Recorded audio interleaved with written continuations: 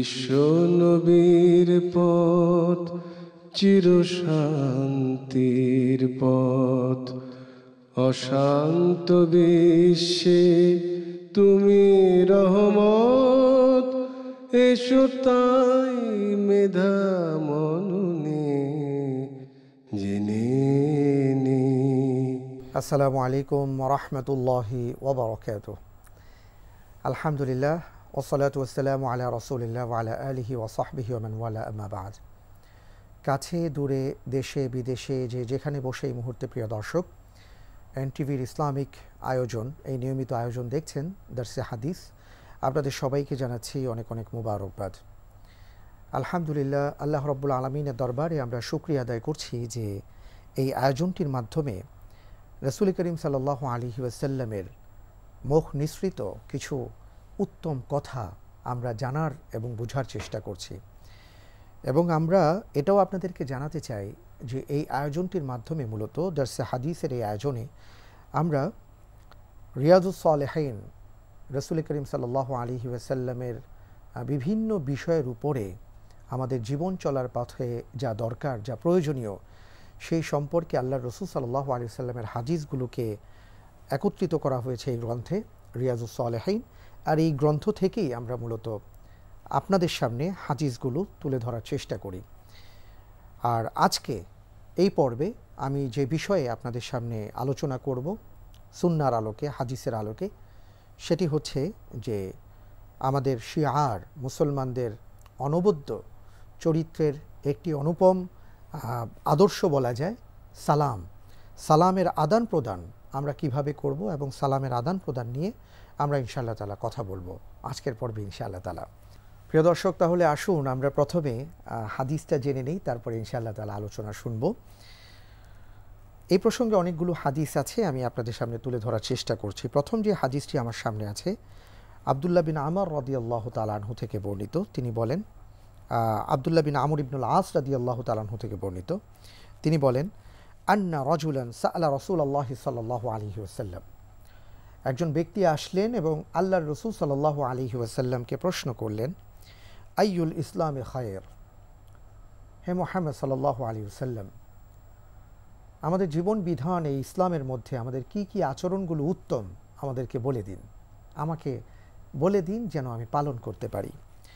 আল্লাহর রাসূল সাল্লাল্লাহু আলাইহি ওয়াসাল্লাম বললেন, কল তুতঈমুত তাআম, প্রথম কথা হচ্ছে তুমি মানুষদেরকে খাদ্য দান করো, মানুষদেরকে খাবার খাওয়াও, মেহমানদারি করো। সুবহানাল্লাহি ওয়া বিহামদি।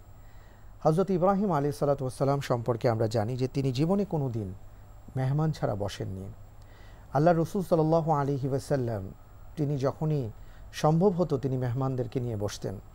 সাহাবায়ে কেরাম আজমাইন মেহমানদেরকে পেলে আনন্দিত হতেন।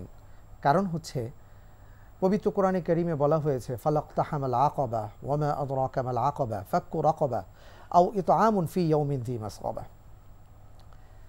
যে কেউ যখন আকাবা নামক জাহান্নামে যাবে তাদেরকে যখন জিজ্ঞেস করা হবে যে এই জাহান্নামে বা জাহান্নামের আকাবা নামক জায়গায় তোমরা কেন এসছো, তখন তারা কয়েকটি কথা বলবে যে আমরা আসলে ফাক্কু রাকাবা, আমরা গোলাম আজাদ করিনি, আও ইতআমুন ফি ইয়াউমিন যী মাসগাবা, আমরা অনাহারী বা কোনো মানুষদেরকে আমরা খাদ্য দান করিনি, খাবার দেইনি, এইভাবে তারা আফসোস করবে। তো রাসূল করিম সাল্লাল্লাহু আলাইহি ওয়াসাল্লাম এখানে বলেছেন যে তুতঈমুত তাআম, মানুষদেরকে খাবার দাও, ধনী গরিব নির্বিশেষে মেহমানদারি করো। এখানে কথাটা ব্যাপকভাবে এসছে। আর আপনি যত মেহমানদারি করবেন আপনার রিজিকের মধ্যে আল্লাহ তত বরকত দান করবেন, আপনার বিপদকে দূর করবেন এবং জাহান্নামের আগুন থেকে রক্ষা করবেন। সুবহানাল্লাহ। এবং দ্বিতীয় যে বিষয়টি বললেন, ওয়া তাকরাউস সালাম আলা মান আরাফতা ওয়া মান লাম তারিফ, আমাদের আলোচ্য বিষয় সেটি হচ্ছে যে এবং তুমি যাকে চেনো অথবা যাকে চেনো না সবাইকে তুমি সালাম দাও। সুবহানাল্লাহি ওয়া বিহামদি। প্রিয় দর্শক, যে কথা না বললেই নয় যে আজকে আমাদের সমাজে সালাম আমাদের জীবনের সাথে আমরা এটাকে আমাদের স্ট্যাটাসের সাথে এটাকে মিলিয়ে নিয়েছি। আমি মনে করছি যে আমার জীবনের গভীরতা, গাম্ভীর্য, আমার প্রাচুর্য, এই বিষয়গুলো আসলে যখন আমি সালাম দেব তখন এটা প্রকাশিত হবে না, আমার ভাব গাম্ভীর্যতা মনে হয় নষ্ট হয়ে যাবে সালাম প্রদানের মাধ্যমে।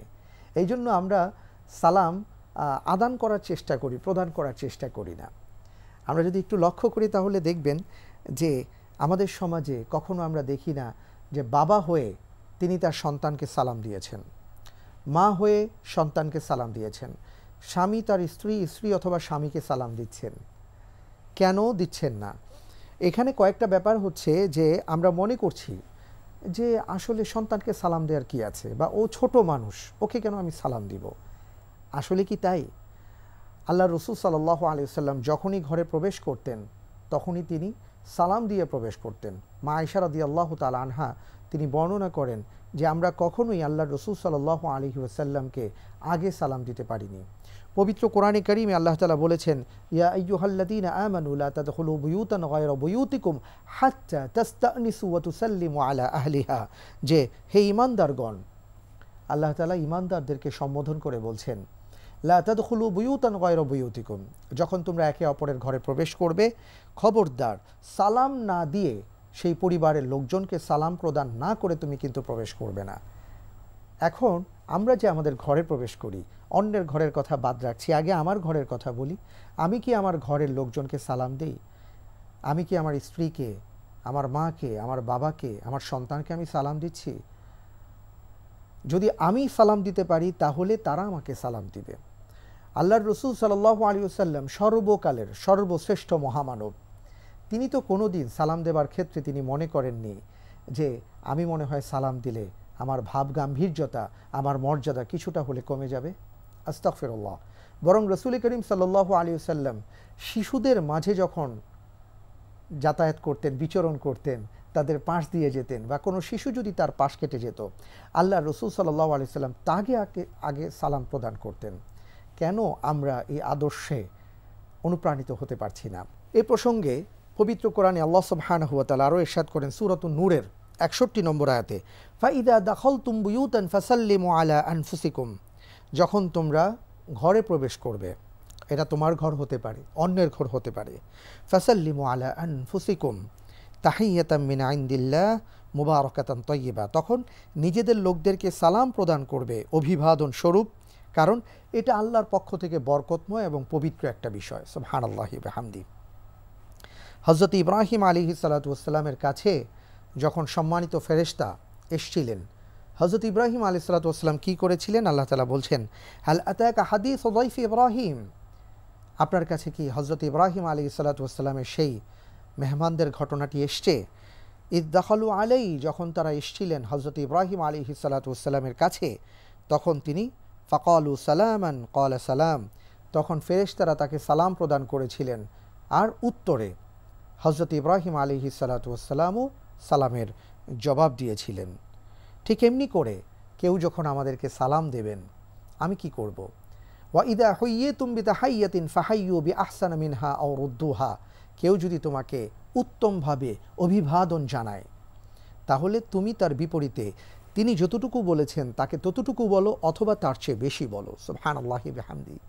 আল্লাহ তাআলা আমাদেরকে শিক্ষা দিচ্ছেন, কেউ যদি আমাকে বলেন আসসালামু আলাইকুম, আমার জবাবে বলতে হবে ওয়া আলাইকুম আসসালাম ওয়া রাহমাতুল্লাহ।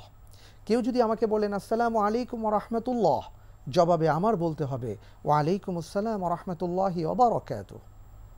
এটা আদব, আল্লাহর পক্ষ থেকে শেখানো আদব। আল্লাহ তাআলা আমাদেরকে সেটা পালন করার তৌফিক এনায়েত করেন, আমিন। আরেকটি হাদিসের মধ্যে এসছে, হযরতে আবু হুরায়রা রাদিয়াল্লাহু তাআলা আনহু তিনি আমাদেরকে বর্ণনা করেন যে লাম্মা খালাকাল্লাহু আযজা ওয়া জাল্লা আদম আলাইহিস সালাতু ওয়াস সালাম, যে সালামের প্রচলনটা কোত্থেকে আসলো? আল্লাহ সুবহানাহু ওয়া তাআলা যখন আদম আলাইহিস সালাতু ওয়াস সালামকে সৃষ্টি করেন, ক্বাল ইযহাব ফাসাল্লিম আলা উলাইকা নাফারাম মিনাল মালাইকা, হে আদম, আপনি এবার ও যে দেখতে পাচ্ছেন ওখানে ফেরেশতাদের বিশাল বাহিনী রয়েছে, সেখানে গিয়ে তাদেরকে সালাম প্রদান করুন। জুলুস যারা বসে আছে, ফাস্তামিআ মা ইউহাইয়ুনাকা ফাইন্নাহা তাহাইয়াতুক ওয়া তাহাইয়াতু যুররিয়াতিক ফাকাল আসসালামু আলাইক ফাকাল আসসালামু আলাইক ওয়া রাহমাতুল্লাহ ফাজাদাহু ওয়া রাহমাতুল্লাহ। সুবহানাল্লাহি ওয়া বিহামদি। আল্লাহ সুবহানাহু ওয়া তাআলা হযরত আদম আলাইহিস সালাতু ওয়াস সালামকে বলেছেন, আপনি যান সেখানে, আপনি সেখানে গিয়ে সালাম বলুন, দেখুন তারা জবাবে কি বলে। তারা জবাবে যেটা বলবে, আপনার বংশধরদের মধ্যে যারা পৃথিবীতে আসবে তাদের জন্য অভিবাদনের শব্দ হবে এটাই। তিনি গেলেন, আসসালাম বললেন, জবাবে তারা বললেন আসসালামু আলাইকুম ওয়া রাহমাতুল্লাহ। তিনিও জবাবে বললেন আসসালামু আলাইকুম ওয়া রাহমাতুল্লাহ। সেখান থেকেই সালামের প্রবর্তন। তাহলে আমরা বলতে পারি এই সালাম আমরা জান্নাত থেকে পেয়েছি অভিবাদন স্বরূপ। আজকে দেখুন আমাদের সমাজে অনেকেই আমরা হাই বলি, হ্যালো বলি। এটা তাদের জন্য বলা ঠিক আছে যাদের সালাম নেই বা যারা কি বলবেন খুঁজে পাচ্ছেন না। কিন্তু আমাদেরকে তো আল্লাহ তাআলা শিক্ষা দিয়েছেন, আমাদের নবী মুহাম্মদ সাল্লাল্লাহু আলাইহি সাল্লাম শিক্ষা দিয়েছেন যে কোনো মুসলমানের সাথে তুমি তাকে চেনো অথবা না চেনো, তোমার প্রথম কথাটা কি হবে। এবং প্রিয় দর্শক, যে কথাটি বলতে চাই যে আমি অফিসের বস বা বড় মানুষ, আমি শুধু সালাম পাবো, বিষয়টা কি এমন? জি না, আমি আগে সালাম দেওয়ার চেষ্টা করব। আমার বাড়ির দারোয়ান হোক, আমার বাসার গৃহকর্মী হোক, অথবা আমার অফিসের সাধারণ একজন দারোয়ান হোক বা পিয়ন হোক, যেই হোক না কেন, ছোট হোক বড় হোক, আমার চেয়ে সম্মানিত হোক অথবা কর্মক্ষেত্রে আমার চেয়ে তিনি কিছুটা নিচে কাজ করেন, এই অবস্থায় হোক, সর্বাবস্থায় আমি আগে সালাম দেওয়ার চেষ্টা করব। কারণ নিশ্চয়ই মনে রাখতে হবে, যিনি আগে সালাম দিবেন তার মর্যাদা বেশি এবং তিনি কিন্তু ৯৯টা সওয়াব বেশি পাবেন। আরেকটি হাদিস আমাদের সামনে আসছে, সেটা হলো বারা ইবনে আযিব রাদিয়াল্লাহু তাআলা আনহু থেকে বর্ণিত। তিনি বলেন, আমারনা রাসূলুল্লাহ সাল্লাল্লাহু আলাইহি ওয়াসাল্লাম, আমাদের প্রিয় নবী মুহাম্মদ সাল্লাল্লাহু আলাইহি ওয়াসাল্লাম আমাদেরকে নির্দেশ দিয়েছেন বিসাবাইন, 60টি বিষয়ে। বিআইয়াদাতিল মারিদ, এক নম্বর হচ্ছে কেউ যদি অসুস্থ হন তাকে যেন আমরা তাকে দেখতে যাই। সুবহানাল্লাহ। ওয়াত্তিবাইল জানাইজ, কোনো জানাজা যদি আসে তাহলে আমরা যেন জানাজায় শরীক হই। ওয়াতাশমিতিল আতিস, এবং কেউ যদি আমাদের সামনে হাঁচি দেন আমরা যেন অবশ্যই, এবং হাঁচি দিয়ে তিনি যদি আলহামদুলিল্লাহ বলি তাহলে যেন আমরা তাকে ইয়ারহামুকাল্লাহ বলি। তারপরের বিষয়টি হচ্ছে ওয়ানাসরিদ দাঈফ, দুর্বল এবং বৃদ্ধ কেউ যদি হয়ে থাকেন আমরা যেন তাকে সাহায্য করি। ওয়াউনিল মাজলুম, এবং যিনি মাজলুম, যিনি নির্যাতিত, তাকে যেন আমরা সাহায্য করি। ওয়া ইফশা ইসালাম ওয়া ইবরারিল মাকসিম, এবং আমরা যেন বেশি বেশি সালামের প্রচলন করি আর সেই সাথে শপথ পূর্ণ করি। সুপ্রিয় দর্শক, কত চমৎকার কথা, আহসানুল কালাম, এর চাইতে উত্তম কথা আর কি হতে পারে। 60টি বিষয়ে আল্লাহ রসুল সাল্লাল্লাহু আলাইহি ওয়াসাল্লাম বারা ইবনে আযিব রাদিয়াল্লাহু তাআলা আনহুকে নির্দেশ দিয়েছেন, আর সেই প্রত্যেকটি বিষয় হচ্ছে আমাদের জন্য গুরুত্বপূর্ণ। এর মধ্যে এসছে আমরা যেন বেশি বেশি করে সালাম দেই, আমরা যেন সালামের ব্যাপক প্রচলন ঘটাই। তাহলে কি হবে? আমরা যদি সালামের প্রচলন ঘটাতে পারি তাহলে আমাদের মাঝে ভালোবাসার তৈরি হবে। আজকে সমাজ থেকে ভালোবাসা চলে যাচ্ছে, আজকে সমাজ থেকে আমাদের শ্রদ্ধা উঠে যাচ্ছে, অস্থিরতা বিরাজ করছে। আমরা কি চিন্তা করতে পারি, আমি যদি আমার শত্রুকে বলি আসসালামু আলাইকুম, ভাইয়া আপনার উপর আল্লাহর পক্ষ থেকে শান্তি বর্ষিত হোক, ওয়া রাহমাতুল্লাহ, আল্লাহর রহমত বর্ষিত হোক, ওয়া বারাকাতু, আল্লাহর পক্ষ থেকে বরকত নাজিল হোক। আমি যদি আমার শত্রুকে ওই কথাটা বলি, তাকে যদি সুন্দর ভাষায় সালাম দেই, আশা করা যায় তিনি তখন আমার প্রতি শত্রুতা পোষণ করবেন না। কিন্তু আজকে আমাদের সমাজ থেকে সালাম উঠে যাওয়ার কারণে, শান্তি আর নিরাপত্তার দোয়া উঠে যাওয়ার কারণে অশান্তি আর অস্থিরতা বিরাজ করছে।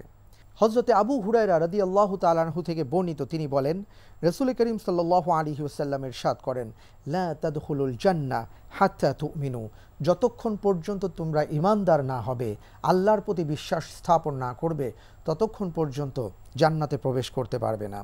ওয়ালা তুমিনু হাত্তা তাহাব্বু, এবং যতক্ষণ পর্যন্ত একে অপরকে তোমরা ভালো না বাসতে পারবে, দ্বীনি ভাই হিসাবে একে অপরকে গ্রহণ করতে না পারবে, সমাজের মাঝে যতক্ষণ পর্যন্ত ভালোবাসার ডানাটাকে বিছিয়ে দিতে না পারবে, ততক্ষণ পর্যন্ত তোমরা ঈমানদার হতে পারবে না। এবার রাসূল করিম সাল্লাল্লাহু আলাইহি ওয়াসাল্লাম বলছেন, আওয়ালা আদুল্লুকুম আলা শাইইন ইযা ফাআলতুমুহু তাহাবাবতুম, আমি কি তোমাদেরকে এখন বলে দিব না সেই বিষয়টি কি, যে বিষয়টির উপরে আমল করলে সমাজের মধ্যে ভালোবাসা তৈরি হবে? সাহাবায়ে কেরাম আজমাইন বললেন, অবশ্যই ইয়া রাসূলুল্লাহ। তিনি জবাবে বললেন, আফশুস সালাম বাইনাকুম। সেই প্রশ্নের উত্তরটি হচ্ছে, তোমরা বেশি বেশি করে তোমাদের মাঝে সালামের প্রচলন ঘটাও। তাহলে আমরা কি দেখলাম? আমাদের সুদূর প্রসারী পরিকল্পনা, আমাদের মূল যেই চাওয়া আর পাওয়া, সেটা হচ্ছে জান্নাতে বসবাস। আল্লাহর রসুল বললেন, জান্নাতে যেতে হলে তোমাকে ঈমানদার হতে হবে। ঈমানদার হতে হলে তোমাদের ভাইদেরকে ভালোবাসতে হবে। আর ভালোবাসা সৃষ্টি করতে চাইলে বেশি বেশি করে সমাজের মাঝে সালামের প্রচলন দিতে হবে। তাহলেই তোমরা জান্নাতে যেতে পারবে। সুবহানাল্লাহি ওয়া বিহামদি। সকল সমস্যার সমাধান এখানে বলে দেওয়া হয়েছে, আর তার সূত্রে বলে দেওয়া হয়েছে সালাম।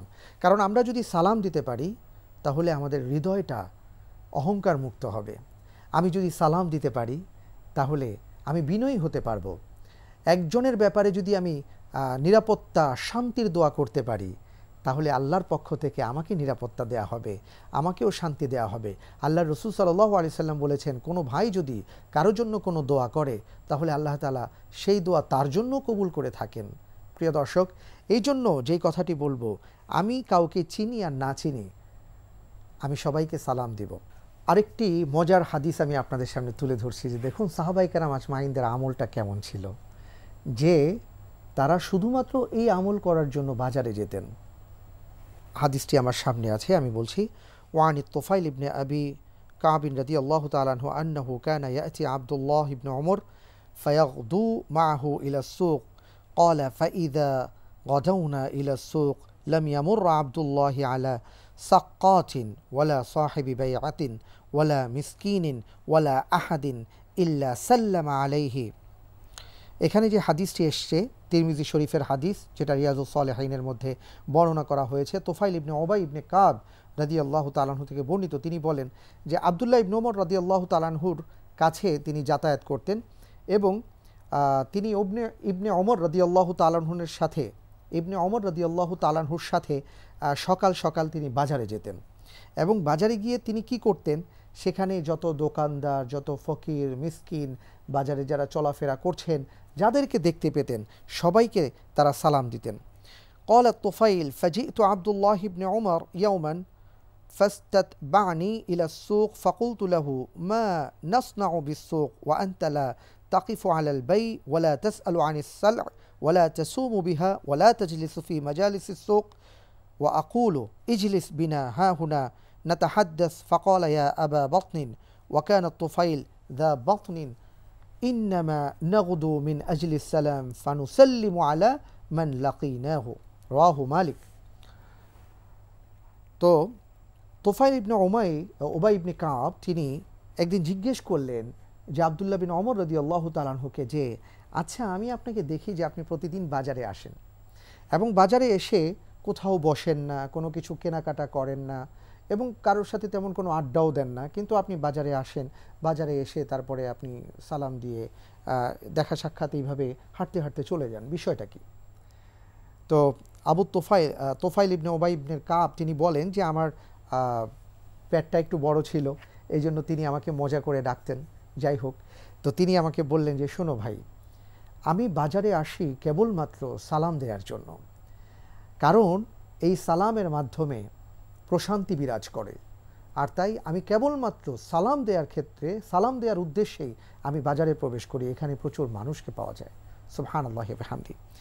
প্রিয় দর্শক, আমরা যদি লক্ষ্য করি তাহলে দেখব যে কি চমৎকার কথা, কি চমৎকার আমল তাদের মধ্যে ছিল, যে সালাম দেওয়ার উদ্দেশ্যে তারা বাজারে যাতায়াত করতেন। এবং আব্দুল্লাহ বিন ওমর রাদিয়াল্লাহু তাআলা আনহুর এই আমলের ব্যাপারে তোফাইল ইবনে উবাই বিন কাব রাদিয়াল্লাহু তাআলা আনহু তিনি যে কথাটি বলেছেন, যে আমি তাকে দেখেছি যে কামার কুমার থেকে শুরু করে ছোট বড় সবাইকে তিনি সালাম দিতেন। তাহলে আমরা কেন সালাম দিব না? আমরা একটি বিষয় না বললেই নয়, যে অনেক সময় দেখি না যে হয়তো কোথাও কোনো বড় সুপার মল, সুপার শপে এমন কোনো সুযোগ দেওয়া হয়েছে যে আগে আসলে আগে পাবেন এই ভিত্তিতে। আচ্ছা, তখন কি আমরা ওই ব্যাপারটি বা ওই সুযোগটি নেয়ার জন্য কাড়াকাড়ি করছি না? আমাদের দেশে যখন খেলা হয়, খেলার টিকিট পাওয়ার জন্য আমরা দিন নেই রাত নেই লাইন ধরে দাঁড়িয়ে থাকি, আমরা কোনো একটা জিনিস পাওয়ার জন্য পাগল হয়ে যাই, তখন কিন্তু আমরা এটা কখনো মনে করি না যে এখানে প্রোটোকল মেনটেন করতে হবে, যে আমি অমুক সাহেব, আমি কিভাবে যাই, আমি পিছনে দাঁড়াই, আস্তে আস্তে যাব না। বিষয়টি এমন হয় যে কে আগে পেতে পারে, টিকিটটি কে পাবেন। আমাদের দেশে যখন ঈদের ছুটি হয়, বিভিন্ন ছুটিতে আমরা ট্রেনের টিকিটের জন্য পাগল হয়ে যাই, সেখানে যেমন ছুটোছুটি করি, কারণ যিনি আগে পাবেন তিনিই সফল। মনে রাখতে হবে সালামের বিষয়টিও ঠিক তাই। আমি বস বলে আমি পরে সালাম দিব, ব্যাপারটি সেইটা নয়। বিষয় হচ্ছে আপনি যেই হন না কেন, আগে যদি আপনি সালাম দিতে পারেন, আগে যদি আমি সালাম দিতে পারি, এটা আমার জন্য লাভজনক। তাহলে আমি আল্লাহর পক্ষ থেকে বেশি রহমত পাবো, বেশি মর্যাদা পাবো, জান্নাতে যাবার জন্য আমার পথ প্রশস্ত হবে। তাই আল্লাহর কাছে আমরা দোয়া করি আল্লাহ রাব্বুল আলামিন যেন আমাদের সবাইকে এই সমাজের মাঝে বেশি বেশি করে সালাম দেওয়ার তৌফিক দান করেন, আমিন। বিশেষ করে আমরা আমাদের পরিবারে যারা আছি, আজকে থেকে আমাদের পরিবারে আমরা প্র্যাকটিসটা শুরু করে দিই, আমরা আমাদের সন্তানদেরকে সালাম দিব। ইনশাআল্লাহ তাআলা আমাদের সন্তানও তাহলে আমাদেরকে সালাম দেবেন। আমরা যারা স্বামী আছি, আমরা আমাদের স্ত্রীদেরকে সালাম দেব, ইনশাআল্লাহ আমাদের স্ত্রীগণও আমাদেরকে সালাম দেবেন। এইভাবে ভালোবাসার বন্ধন তৈরি হবে। আমাদের সমাজের মধ্যে আমরা সালামের ব্যাপক প্রচলন ঘটাবো ইনশাআল্লাহ। তাহলে এই সমাজ থেকে অশান্তি, অস্থিরতা, অন্যায় এগুলো দূর হয়ে যাবে, স্থিরতা আসবে, প্রশান্তি আসবে, আল্লাহর পক্ষ থেকে রহমত এবং সাকিনা নাজিল হবে। এই প্রত্যাশায় আমি বিদায় নিচ্ছি। আবারও জানিয়ে দিচ্ছি আপনাদেরকে যে এই হাদিস আমি আপনাদের কাছে আজকে শুনিয়েছি, তা হচ্ছে রিয়াজুস সালেহাইন থেকে। প্রিয় দর্শক, আপনাদের বাড়িতে রিয়াজুস সালেহাইন এই গ্রন্থটি আছে কি না আমার জানা নেই। যদি না থাকে, মেহেরবানি করে আপনি ক্রয় করুন এবং প্রতিদিন একটি করে অন্তত হাদিস জানার চেষ্টা করুন, জীবনটাকে হাদিস অনুপাতে গড়ার চেষ্টা করুন। আল্লাহ তাআলা সেই তৌফিক দান করুন, আমিন। এই প্রত্যাশায় বিদায় নিচ্ছি। আল্লাহ হাফিজ। আসসালামু আলাইকুম ওয়া রাহমাতুল্লাহি ওয়া বারাকাতুহু। বিশ্ব নবীর পথ চির শান্তির পথ, অশান্ত বিশ্বে তুমি রহমত।